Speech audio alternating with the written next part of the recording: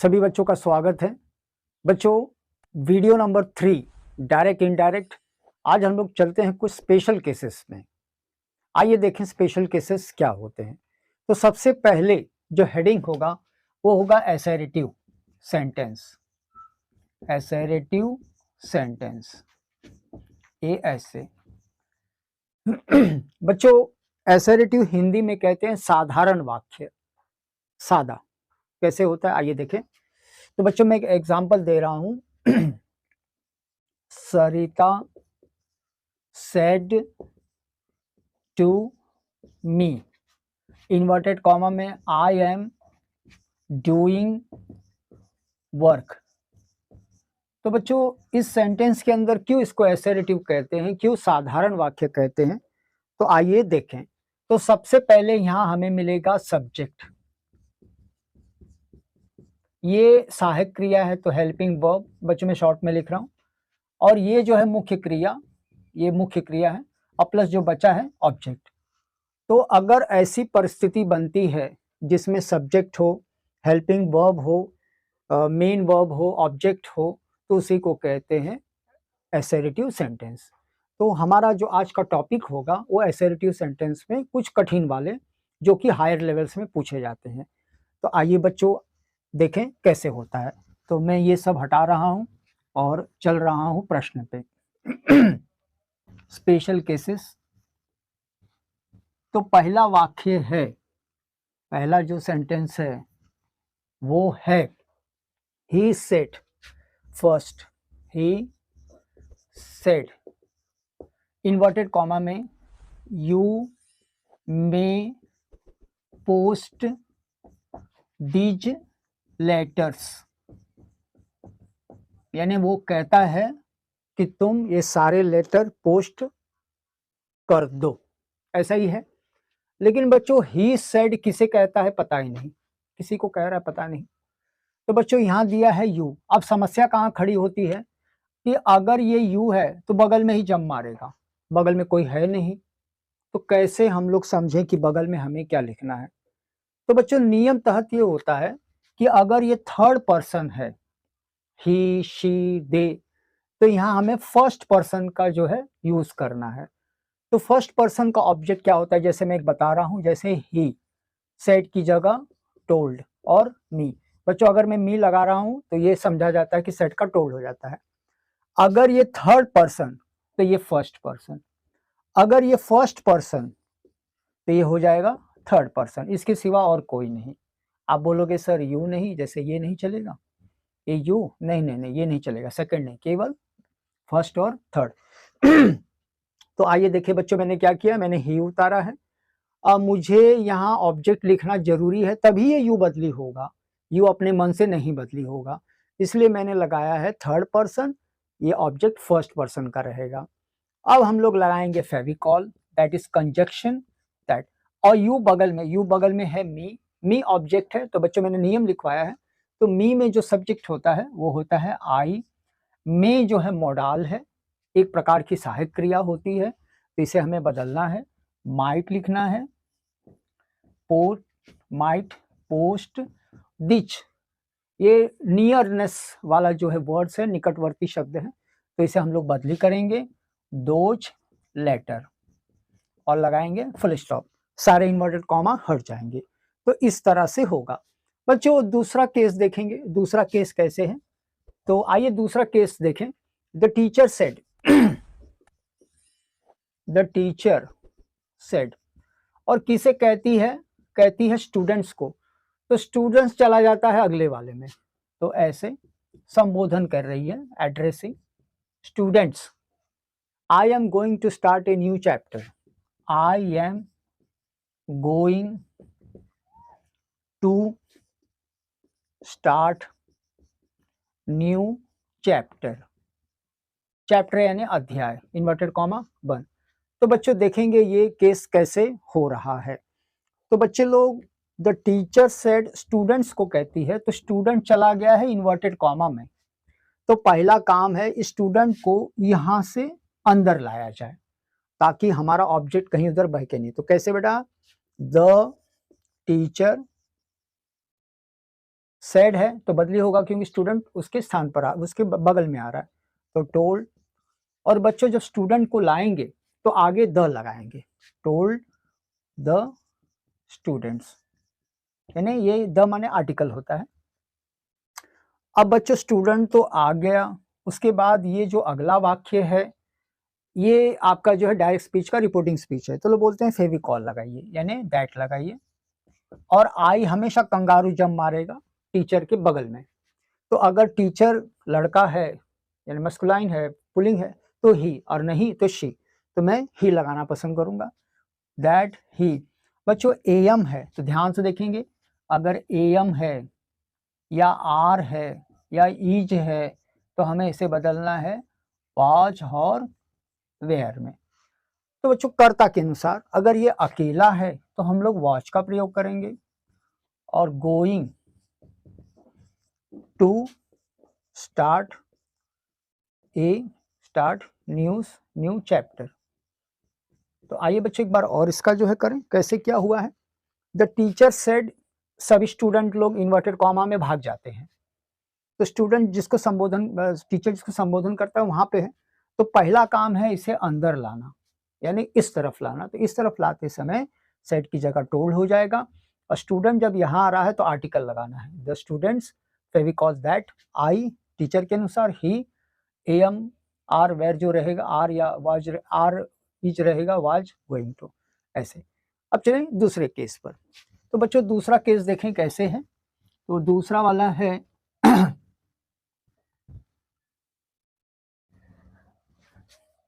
तो दूसरा केस में हम लोग देखेंगे कि डबल डबल ऑब्जेक्ट है, तो कैसे हो रहा है आइए ध्यान से दिखाइए। हाँ, क्वेश्चन नंबर 3, क्वेश्चन नंबर 3, आइए कुछ स्पेशल केसेस है।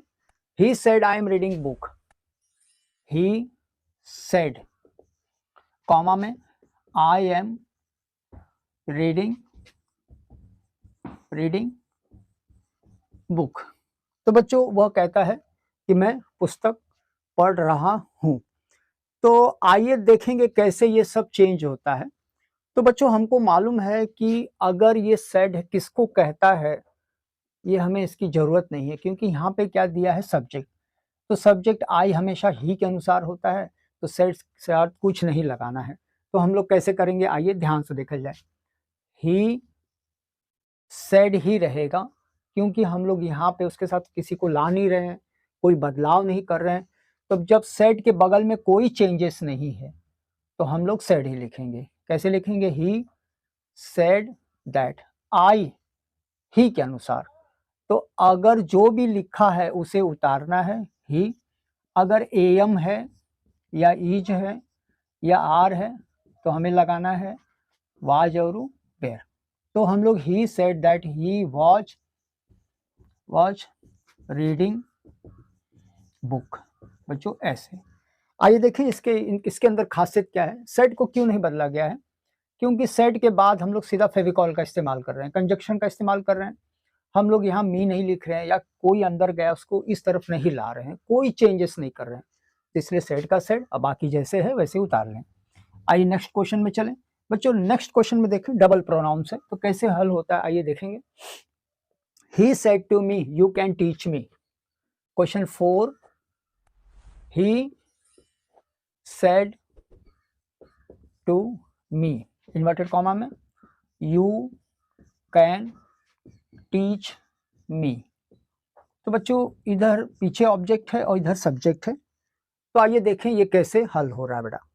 तो सबसे पहले काम है ये सेड टू को बदली करना, तो हम लोग लिखेंगे ही टोल्ड मी, यहां तक आ गए बेटा। तो भैया भाई इन्वर्टेड कॉमा हटाएंगे तो दैट लगा देंगे, तो कुछ चीजें प्रैक्टिकल होती है। यू हमेशा ज्यादा दूर तक जम नहीं कर पाता है, बगल में ही मी, तो हमें खोजना है कि मी का सब्जेक्ट क्या है। तो आपने पढ़ा होगा बेटा, अगर सब्जेक्ट है या ऑब्जेक्ट है, तो अगर मी है तो इसका आई होता है, तो हमें क्या लिखना, आई। कैन मोडाल होता है, सामर्थ्य को प्रकट करता है, सकना को भी कैन कहते हैं, तो ये सहायक क्रिया होती है, और कैन का पास्ट होता है कुड टीच। हाँ आइए बच्चों अब देखना है हमें कि ये जो मी है ये किसके मुंह से निकल रहा है, कौन बोल रहा है। तो यहाँ पर ये जो व्यक्ति ये कहता है इसके लिए मी है, इसके मुंह से निकल रहा है। ही सेड टू मी, तो बी जो है इसके मुंह से निकल रहा है, तो इसी को हमें लिखना है। लेकिन कैसे, ये मी जरा ध्यान से देखेंगे। मी का बच्चों होता है आई, तो अगर आपका ही है तो उसका हो जाएगा हिम। क्या लिखेंगे, आई कुड टीच हिम। आइए फिर से इसका एक बार जो है अवलोकन करें। हाँ बच्चों, ही सेड टू मी, ठीक है, तो सेड टू का मैंने टोल्ड लगा दिया है, मैंने फेविकॉल दैट लगा दिया है, यू बगल में ही रहेगा तो आई हो जाएगा, कैन मोडाल है। बच्चों मी और यू इसमें कोई संबंध ही नहीं है, मतलब यू अलग है, सेकंड पर्सन है, वो फर्स्ट पर्सन है। तो हमको पता करना है कि किसके मुंह से निकल रहा है, कौन कह रहा है। तो ये ही वाला कहता है कि मुझे, तो ही और मी में तो काफी जमीन आसमान का अंतर है।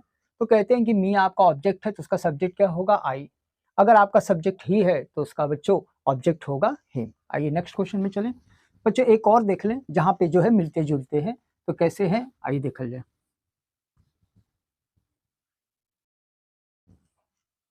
हाँ क्वेश्चन नंबर है 4 हो गया है, चले आइए 5 पर। ही सेड, ऊपर वाला जैसा ही है, I am reading my book, किसी का और का नहीं, अपना बुक। तो देखें कैसे हो रहा है बेटा। तो ऐसे वाक्य में कैसे हमें बदलना है। तो सबसे पहले ही सेड, थोड़ा सा चलो आई, तो बच्चों आई का प्रभाव इस ही पर पड़ता है, यानी ये लॉन्ग जंप लगाता है, यहां से कोई लेना देना नहीं है। तो यहाँ कोई आ नहीं रहा है, कुछ हम डाल भी नहीं रहे हैं, तो हम लोग कैसे लिखेंगे, ही सेड ही लिखेंगे, क्योंकि हम यहाँ कुछ इसमें इधर का नहीं ला रहे हैं या कुछ नया चेंज नहीं ला रहे हैं, इसलिए ऐसे ही। अब हम लोग लगाएंगे फेविकॉल दैट। आई जो है हमेशा ही के अनुसार, तो जो भी लिखा है आंख बंद करके उतारो। एम है तो उसका हो जाएगा वाच रीडिंग। हाँ बच्चों माई और आई ये दोनों एक दूसरे से संबंधित हैं, एक दूसरे को जो है जानते हैं। तो ऐसी स्थिति में ये लोग कहते हैं कि ये आपका सब्जेक्ट है, ये आपका क्या रहेगा, पोसेसिव, यानी अपने बारे में बता रहा है। तो बच्चों अगर ही सब्जेक्ट है तो हमको उसे पोसेसिव खोजना है, तो ही का पोसेसिव जो होगा हिज बुक। तो इसमें जो है आपका पोसेसिव है और इधर क्या है, सब्जेक्ट, ऐसे डबल डबल प्रोनाउन आ जाते हैं। आइए अगला देखें। The milkman says,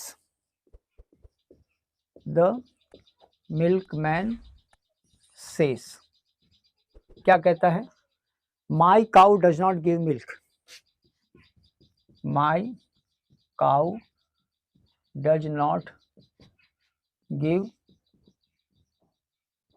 milk. बच्चों अगर हम लोग देखेंगे ये वाला जो है सेड नहीं लिखा है, बल्कि ये लोग ने सेस लिखा है, तो ये प्रेजेंट टेंस है। तो अगर यहाँ पे सेस है या विल सेस है, मतलब है ऐसा, विल है या सेस है, तो हमें क्या करना है, कोई भी अंदर बदलाव नहीं करना है। जैसे डज नॉट है नहीं छूना, हाँ ये प्रोनाउंस बदली होगा। तो बेटा देखें कैसे, द मिल्क मैन, सेस को टोल नहीं करना है, कुछ नहीं करना है, जैसे है वैसे ही उतार लें। सेस, बच्चों फेविकॉल भी नहीं लगाना है। ये माई काउ, बच्चों माई अगर शब्द है तब मिल्कमैन के अनुसार, तो बच्चों यहाँ पर माई है, माई का मतलब है पोसेसिव, यानी अपने बारे में कहता है। तो जब मिल्कमैन वहां जाएगा तो वो अपने बारे में कहेगा, तो कैसे कहेगा बेटा, वो कहेगा हिच। आइए देखें कैसे होता है। अगर ही है तो उसका पोसेसिव है हिच, अगर आई है तो उसका पोसेसिव माई है। इस बात का हमें ध्यान रखना है। तो हम लोग लिखेंगे hitch cow does not give milk, ऐसे। आइए एक बार और देखें, ये प्रेजेंट टेंस है या फ्यूचर टेंस है, विल है या सेस है, तो ये लोग कहते हैं सिर्फ प्रोनाउंस को बदली करो, बाकी किसी को छूना मना है। कोई भी है जैसे डज नॉट है तो कुछ नहीं करना है, यथास्थिति। द मिल्कमैन सेस का से फेविकॉल नहीं लगाना है। माई की जगह हम लोग उसका जो है मिल्कमैन का पोसेसिव है hitch, hitch cow does not give a milk. आइए एक और देखें बेटा। अगला वाला है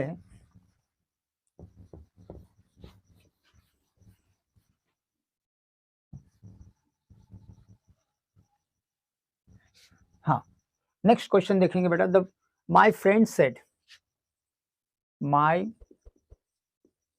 friend said, comma inverted comma में क्या देते हैं, Gandhi ji died on 30th January, Gandhi ji died on 30th January 1948।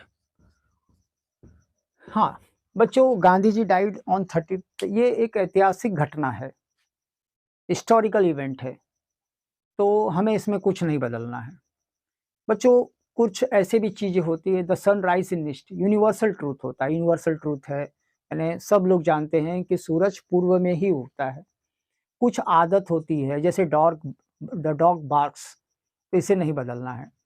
तो ये ऐतिहासिक सत्य है, हिस्टोरिकल ट्रूथ है, जो सबको पता है, किताब के अंदर भी है, तो हम इसे कुछ नहीं करना है। तो करना क्या बेटा, माई फ्रेंड, आइए बच्चों, तो सेड की जगह हम लोग सेड ही लिखेंगे, सेड दैट लगाएंगे, Gandhi ji died on 30th January 1948, full stop. तो बच्चों ये सब जो है स्पेशल केसेस होते हैं, तो ऐसे मैंने छांट छांट कर लेकर आया हूँ, और मुझे आशा ही नहीं विश्वास है कि आप लोग को वीडियो पसंद आएगा।